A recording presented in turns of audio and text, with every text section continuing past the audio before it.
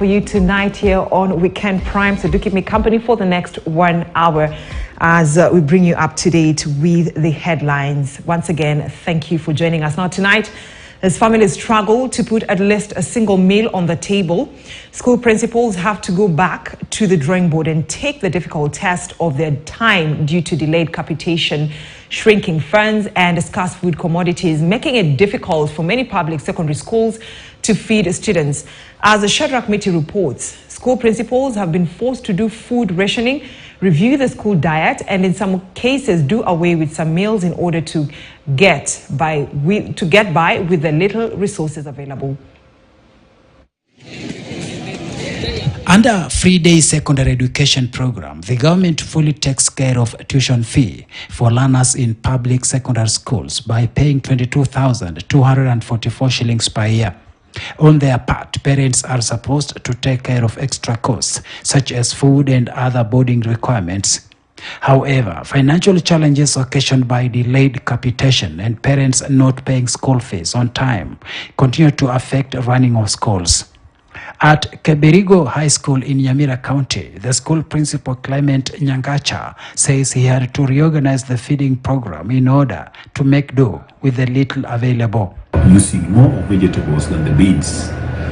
Then even in the Nyoyo, we are also applying a smaller quantity of beans. At Kiabonyori Mixed High School in Nyamira County, the situation is even worse. School principal Richard Ariemba says collection of school fees has never been this low, making it almost impossible to run the affairs of the school. We are almost facing a close of the school if it were possible, but we are straining to have the students around. Our suppliers, in most cases, they are facing a challenge. They have been accepting to give us on a credit, but now they are reaching a point where they are unable to continue funding us. The situation is not any different at Nyakongo Boys, where the financial struggles by parents has had a huge impact on the school, with many parents said to have defaulted on payment of school fees. School principal Samson Getamo says scarcity of food commodities and high prices have made it almost impossible to run the school. Especially beans, we are not finding. Even if you have the money, it's very difficult to get the beans. The other day we were trying to buy sugar from Huru stores and we were being rationed on the number of bags we could buy. We are in a catch-22 situation.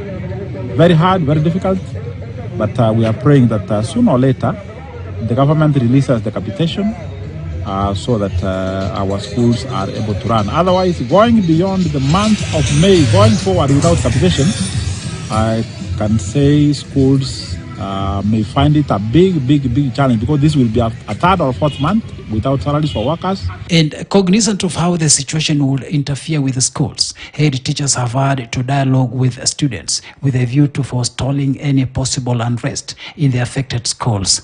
We have reduced the amount the students are taking, at least to maintain them around and to continue learning. We had to explain to them so that we could skip the tea break so that we can save on sugar. That is what we are doing.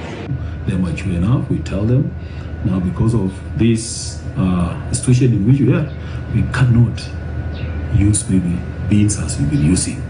Let's embrace the issue of the vegetables and all that.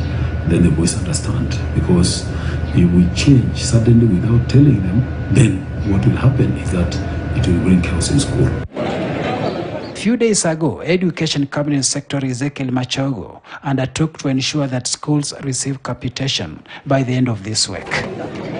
Shadrach Committee, KTN News. All right, that controversial story about the finance bill